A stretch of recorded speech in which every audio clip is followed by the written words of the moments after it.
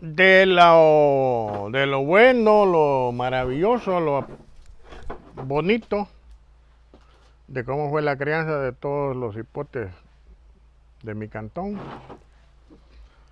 y de cuál era el contexto de los empresarios, los hacendados, los que tenían el poder, pues el gobierno en alrededor, ¿va? Entonces, como el entorno. A mí me gustaría concluir esta parte de la siguiente manera, mira.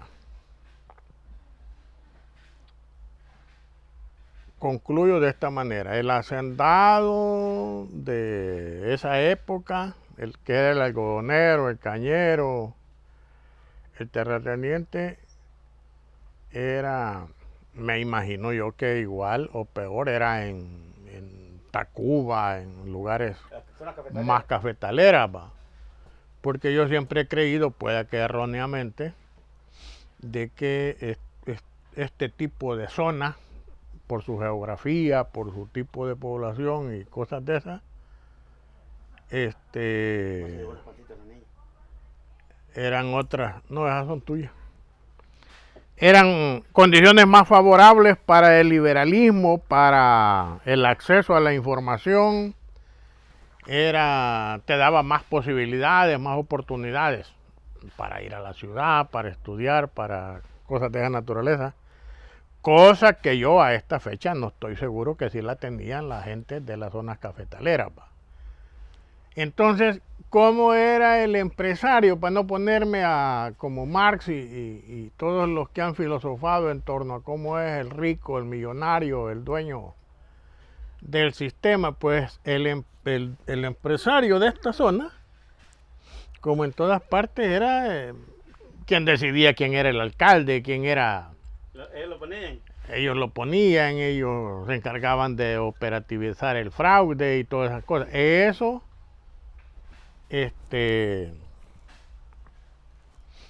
así era. En más de una ocasión está la anécdota de cuando alguien ya iba a votar, ya tarde como mi papá, ¿verdad? Ensillaban su caballo y salían a votar el día de las elecciones. Y en el camino se encontraba el compadre, ¿va? ¿Y para dónde va? No, pues a votar. No, compadre, regrésese, le dijo, si eso ya está lleno, si eso ya se resolvió.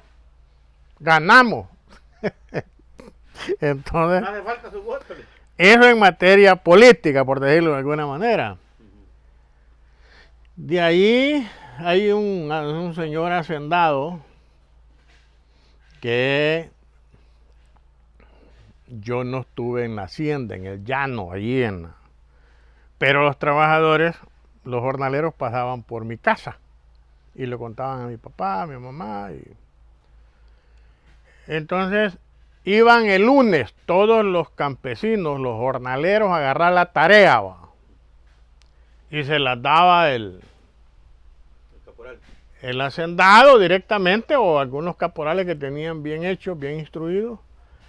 Y el lunes te medían la tarea, vaya, mira, el ancho de tu tarea es de allá hasta allá, ¿verdad? Y el largo es, vení, hacerte para acá, ves aquel amate que está allá, puta, men, como a 2-3 kilómetros aquella babosada, ¿va? Hasta allá vas a llegar, esta es la tarea. Ahí tenés para todos los días. Y decía la gente a trabajar el lunes, a trabajar el martes, a trabajar el miércoles, a trabajar hasta el jueves para ganarlo del lunes. Y algunos hasta iban a trabajar hasta el viernes. Y el sábado iban a cobrar lo que habían ganado el día lunes. Eso, yo he estado ahí con la gente que contaba eso. Y que lo habían vivido y que llegaban de mi papá que les diera trabajo porque ya llevaban 2 días en la misma tarea y no la habían sacado. 3 días. ¿Cómo no te vas a hacer millonario si tenés esa gente esclava trabajando? Es cierto, no era la fuerza, no lo andabas dando látigos, pero la gente tenía necesidad de comer, pues de llevar algo para su casa. así eran. Eso yo lo he visto. Como también eran. Una vez yo estaba en ese campamento y la gente a la hora del pago, el día sábado, día de pago, la gente comenzó a protestar porque la gente llevaba una cuenta en la cabeza, ¿va? Dice tantas libras tal día, tantos quintales, no sé qué, y al final es esto y me deben de dar esto. Para variar el gran cachimbo de volado y le estaba dando jarano. Y entonces te jodían en el llano, ¿va? Te jodían en la pesa, porque nunca, ni un algodonero puede atreverse a decirse que pesaba cabal, ¿verdad? Y cuando reclamabas, te decían que era por la humedad, por no sé qué, por no sé cuánto. O por si acaso llevabas una piedra, dijo una vez un baboso enfrente de mí. Te hacía jarana el puta descaradamente, ¿va? El que estaba pesando, ¿va? Y ese sábado, además, se ponen a hacerle jarana a la gente en el pago. Y a la gente no le salía lo que había, la cuenta que había hecho. Entonces, y la gente se empieza a incomodar y a protestar y no sé qué, y a sacar los corvos y toda aquella onda. Entonces, porque el pago era así, ¿ve? La ventanita donde pagaban aquí y había un cerco donde cabías apenitas, ¿va? Y gritaban desde adentro, Juan Pérez, aquí está. Ya estaba el otro hijo, ponía enfrente. Y no había cómo ponerse de frente, sino que hacía algo de lado, ¿va? Y salía. ¿Eso era por aquí en alguna? Sí, aquí. En una hacienda que posteriormente fue de una persona que te comenté. Antes fue de Choco Alfaro y de otros. Entonces, ese fulano que estaba ahí había llevado un león. Mira. Entonces, así era la ventanita para pagarme. Él, Era un cuadrito que ni la sí, el trabajador metía la mano de lado, así, para agarrar el dinero. Y el león, la mano la alcanzaba a poner hasta esta orillita, ¿ve? Entonces, ahí donde vos metías la mano, ahí cerquita pasaba la mano del león. Y entonces cuando se comenzaron a encabronar los trabajadores que le estaban haciendo jarana, comienzan a amenazarte que le iban a meter un par de machetazos desde el león y puta, va y todo. Entonces viene un señor que todavía está vivo, que yo vi, sacó una subametralladora Thompson, se pone enfrente ahí por la ventanilla, apunta a los pies de los trabajadores, soltó el rafagón. Descargó todo el depósito Cerca de las patas. a los pies de los trabajadores y todos los trabajadores retrocedieron contra el cerco. Y les dice el señor que ahí está vivo, ahí vive en Zacate. Hasta ahí pueden llegar. De ahí para acá no respondo. Mira. Y eso no lo he leído en libros ni en películas de National Geographic. Yo lo he visto. Entonces, de ahí la vez pasada te conté de que en el casco de una hacienda de don Rafael Carballo, para no estar hablando en abstracto. Ahí mataron gente en el casco de la hacienda. En las brechas, los caminos que la gente iba, los del Campanario, los de San Benito, ahí agarraron en más de una ocasión a la gente a matarla, para que no se organizaran, porque en esos días había un fervor por organizarse. De seguro tilbaron a los que agarraron al corvo y se encachimbaron. Ajá, son de tal lugar, van de haber dicho de tal lugar, son los más, que más fuerte hablan, que no sé qué, o reclaman. Y ahí se devanaron a varios. No podía reclamar uno, ¿no? Nada. Y quizás otro ejemplo para sintetizar cómo era el contexto de los señores empresarios es que una vez negociando, ya ahí andaba el cipote Meque organizado. Vamos a negociar con don Guillermo Huitrao, que no quería pagar. Y la gente demandaba que se le dieran 3 colones de comida a la gente.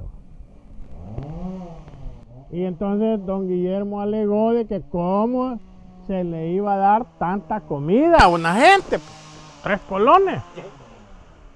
Y en un arrebato dice, imagínense que a mi perra, que se llamaba Laika, yo tengo que darle de comer 30 colones de carne, tengo que mandar a comprar a tal parte para darle de comer. Y ustedes ya, en un descuido van a querer comer como mi perra. Eso ahí iba en la hacienda que antes te dije que había sido de los Gadala María y todas esas cosas. De ahí una vez en la hacienda del Barrio Nuevo, abajito de Santa Cruz Porrillo, era de unos señores, yo creo que de apellido Bustamante, no me acuerdo bien. El propio señor le agarró la tarde, el día de pago. Y como la gente en la calle recibía el pago. Pues sí, no le iban a meter a... Entonces, el hijo del señor, el que estaba pagando con el mandador y todo eso, y el hijo del señor tenía una gran mascarilla, esa que ponen cuando andan fumigando, ¿va? Para protegerse del veneno, ¿va?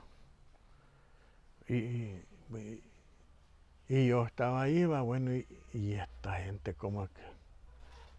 Y como le habían metido a la gente pobre, le han dicho de que el billete es malo andar contando mucho billete porque tiene contaminación, ¿verdad? Y entonces por eso hay que echarse alcohol, desinfectarse. Y la gente casi le tiene miedo a un billete. Y puta, más si es de a $100, puta, es pánico. Entonces, estaban los cientos de gente haciendo cola para que les pagaran. Y ya les estaban pagando cuando llega el señor, el propio dueño del cultivo. Y como estaba lleno de gente, tuvo que apiarse del carro antes de la hacienda. Y, no pudo llegar con el carro, y pasó en medio de los trabajadores, ¿va? Y el señor, con cierta dosis de educación, comenzó a saludar. Buenos días, buenas tardes, ya. Y a darle la mano a más de un trabajador, ¿va? ¿Qué tal? ¿Cómo estaban? De los trabajadores viejos ahí. Y sale el hijo al quicio de la puerta de la hacienda y le grita al papá que por qué está haciendo eso, que deje de tocarle la mano a los trabajadores, que se va a infectar de algo, se va a enfermar. Le va a dar pirruña. No. En el Barrio Nuevo, ahí, un cantón de Tecoluca. El señor tal vez no era tan cruel y esa otra generación sí venía. Entonces, vaya, ahí te dejo. Yo, y de esas anécdotas hay varios. Un montón. Que no permitían caminos por su propiedad, devolvían a la gente con la pistola. Que fuera a dar vuelta unos kilómetros allá. ¿Qué es eso de andar queriendo un camino corto? Y como esa palabra, esto es privado, esto es mío. ¿Cómo? Entonces, digamos que cuando después de eso viene la represión, los muertos, las desapariciones y todo lo que eso conllevaba, los desalojos, etcétera. Entonces, cuando alguien dijo, miren, mejor es de meterse a la guerrilla o de organizarse, no sé qué, no costó, pues. Entonces no es que, como se dijo, como se vendió, como muchos, de que los rusos y de que los comunistas y que los cubanos y un montón de garabato que se vendió y se insistió hasta el final en eso, que mucha gente terminó creyéndolo, pues, terminó militando en ese tipo de ideas, de cosas. Entonces, las condiciones fueron esas, no fueron inventos de otros países que vinieron aquí a decir organizar a la gente. hagamos este relajo. Las condiciones estaban dadas para eso y más. Lamentablemente, al final siempre pasó lo que pasó. Quizás para bien o para mal, yo sospecho que las cosas hubieran sido peores si en aquel momento la gente hubiera insurreccionado y tomado el poder. Pero las cosas fueron así, va. Ahora, por otro lado, están los hipotes de mi cantón, ¿va? Que es donde yo, por ejemplo, yo viví eso que ahora han descubierto, que es como que han descubierto el agua helada, ¿va? En mi cantón no habían peludos, todos nos cortábamos el pelo así como ahora dicen. Y el que dejaba el pelo largo, pues te acusaban al cipote que era maricón, que era cualquier cosa. Entonces, por miedo, no habían ni amanerados, ¿va? Era como debía ser, ¿va? No existía la mariconada. Entonces, en la educación de los hipotes participaba toda la comunidad, ¿va? Y para no teorizar sobre eso, te pongo un ejemplo, ¿va? Un día yo estoy con mi papá en la milpa y pasaba un camino algo cerca. Y pasa un señor y se para, ¿va? Y le dice a mi papá, mira Carlos, este hipote es hijo tuyo, ¿verdad? Sí, don Julano, él es mi hijo. Mira, le dijo, me ha encontrado 2 veces y no me ha saludado. Porque en mi cantón era ley saludar a los viejos, apartárteles del camino, dejarles el paso. Y el respeto era impresionante. Esa vida que ahora andan diciendo que hay que tener una educación cívica, no sé qué, no sé cuánto. Eso existía. No, pues eso era lo que había en mi cantón. Eso se perdió entonces. En su máxima expresión. ¿Cuándo se pierde eso? Ay, y aparecía una pareja de guardias, puta, y aquello era la autoridad, una cosa. ¿Cuándo se pierde eso? Cuando el gobierno, el Estado pierde esa solvencia, pues comienza a matar gente inocente y a desaparecer y a quemar las casas. Y entonces, ¿para qué te sirve esa educación? Con suerte te sirve para dejarte matar. Como confías en ellos, va. Y así murió mucha gente, no se van a investigar, pues. Si yo no he hecho nada, ¿y por qué me voy a ir, pues?